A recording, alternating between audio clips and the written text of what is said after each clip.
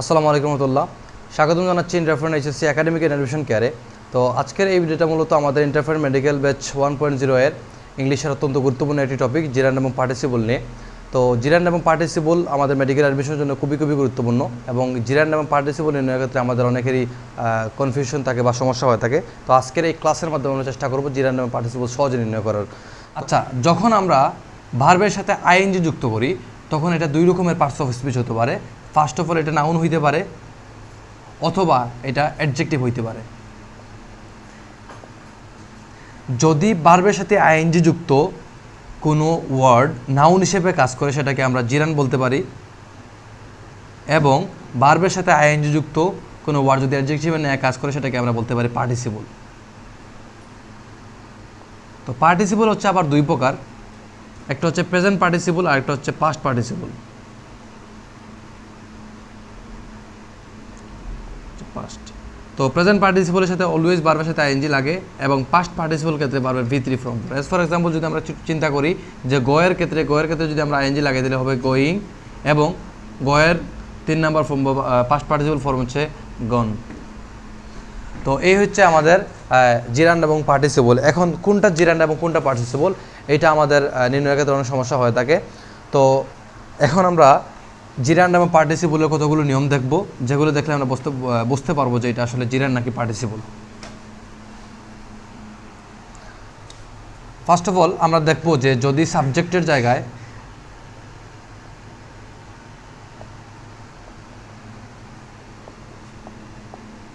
V plus ING জায়গায়, অর্থাৎ ভার্বের সাথে আইএনজি থাকে, তাহলে এটি জিরান্ড। তাহলে এটি নাউনের মতো কাজ করে, আর নাউনের মতো কাজ করলে আমরা জানি এটাকে জিরান্ড বলা হয়। এটি জিরান্ড। এজ ফর এক্সাম্পল, যদি আমরা একটা এক্সাম্পল চিন্তা করি যে walking is a good exercise.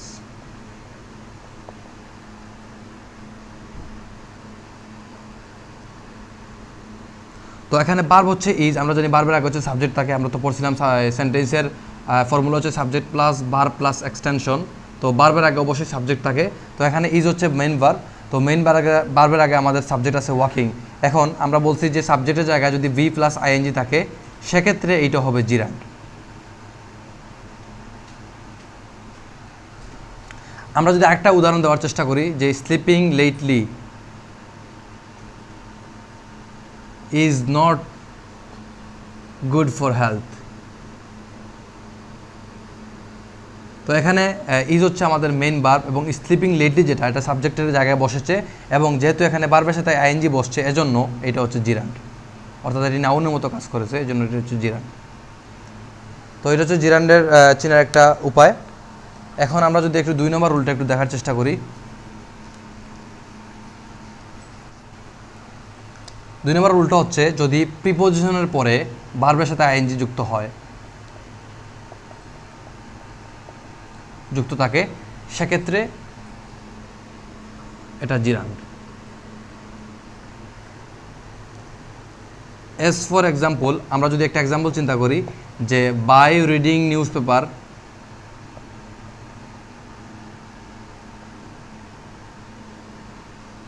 We can enrich our knowledge.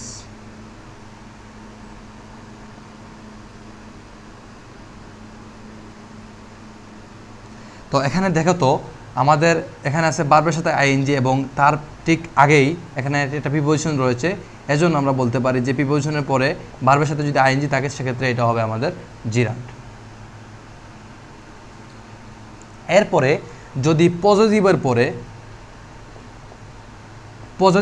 যদি ভার্বের সাথে আইএনজি যুক্ত থাকে সেক্ষেত্রে এটা হবে আমাদের জিরান্ড। তো পজিটিভ কোনগুলা? তো পজিটিভ হচ্ছে আমরা অলরেডি পড়ে এসেছি যে পজিটিভ হচ্ছে মাই, আওয়ার, ইয়োর, হিজ, হার, দেয়ার, এগুলো হচ্ছে পজিটিভ। তো এগুলোর পরে যদি ভার্বের সাথে আইএনজি থাকে সেক্ষেত্রে এটা হচ্ছে জিরান্ড। এখন যদি আমরা একটু এক্সাম্পল চিন্তা করি যে আই এম ফন্ড অফ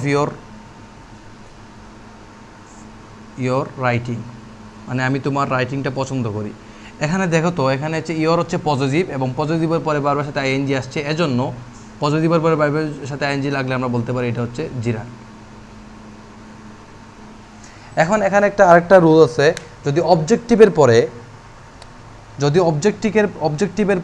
ভার্বের সাথে আইএনজি যুক্ত হয়, অবজেক্টিভ ফর্মের পরে ফর প্লাস যদি ভার্বের সাথে আইএনজি থাকে, সেটা জিরান না হয়ে যাবে পার্টিসিপল, জিরান না হয় এটা হয়ে যাবে পার্টিসিপল। তো এখন যদি আমরা একটা উদাহরণ কল্পনা করি, তো আমরা কি বলছিলাম যে অবজেক্টিভ ফর্মের পরে যদি ভার্বের সাথে আইএনজি থাকে, সেক্ষেত্রে এই ভার্বের সাথে আইএনজিটা হবে পার্টিসিপল, এটা জিরান হবে না। তো অবজেক্টিভ ফর্ম আসলে কোনগুলা? অ্যাজ ফর এক্সাম্পল বলতে পারি মি, হিম, হার, দেম, এগুলা। এখন যদি আমি একটা এক্সাম্পল চিন্তা করি, আই নোটিসড দেম কোয়ারেলিং, মানে আমি তাদেরকে ঝগড়া করতে দেখেছিলাম। তো এখানে দেখো তো, দেম হচ্ছে একটা অবজেক্টিভ ফর্ম এবং অবজেক্টিভের ফর্মের পরে ভার্বের সাথে আইএনজি আসছে, এজন্য এটা হচ্ছে পার্টিসিপল।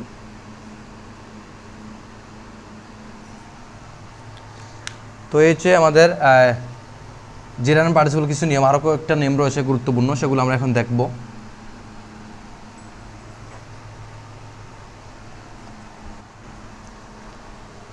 তো এরপরের রুলটি হচ্ছে, দুটি কাজের মধ্যে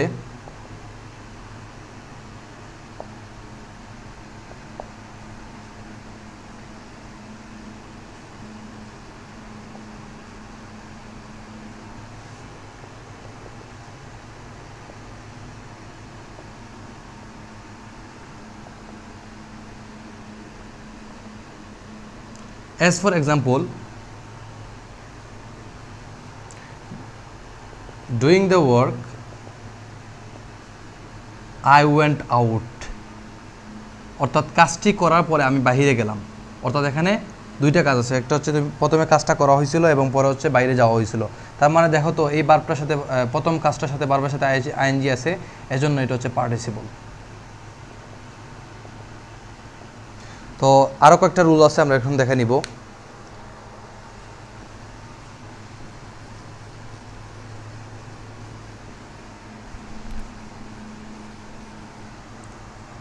এরপরের রুলটা হচ্ছে, ভার্বকে কি দ্বারা প্রশ্ন করলে করে উত্তর পেলে সেটি জিরান। ভার্বকে কেমন দ্বারা প্রশ্ন করলে যা উত্তর আসে সেটি পার্টিসিপল। অ্যাজ ফর এক্সাম্পল আমরা যদি বলি যে আই লাভ রিডিং, এখানে দেখো তো, আমি কি পছন্দ করি? আমি হচ্ছে পড়া পছন্দ করি। এখানে যদি আমরা কি দ্বারা প্রশ্ন করি, সেক্ষেত্রে যেটা পাইছি সেটা হচ্ছে রিডিং। রিডিং হচ্ছে আমাদের জিরান। এরপরে আমি যদি আরেকটা উদাহরণ দেই, যে শি লুকস চার্মিং, সে দেখতে কেমন। তো এখানে কেমন দ্বারা প্রশ্ন করলে আমরা উত্তর পাই হচ্ছে চার্মিং, এজন্য কেমন দ্বারা প্রশ্ন করার পরে যে উত্তরটা পাইছি সেটা হচ্ছে আমাদের পার্টিসিপল।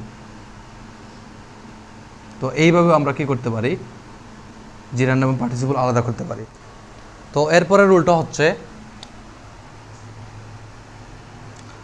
ভার্ব প্লাস আইএনজি এবং যদি সাথে নাউন থাকে, তখন এইটা জিরান্ড হতে পারে, আবার পার্টিসিপল হতে পারে।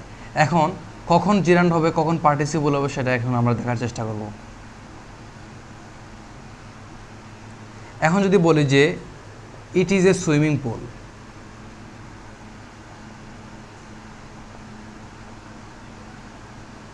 আবার যদি একটা উদাহরণ দেই যে I saw A swimming girl, তো এখানে দেখো তো কোনটা জিরান্ড এবং কোনটা পার্টিসিপল, এটা আইডেন্টিফাই করা আমাদের জন্য একটু কষ্টকর হয়ে যায়।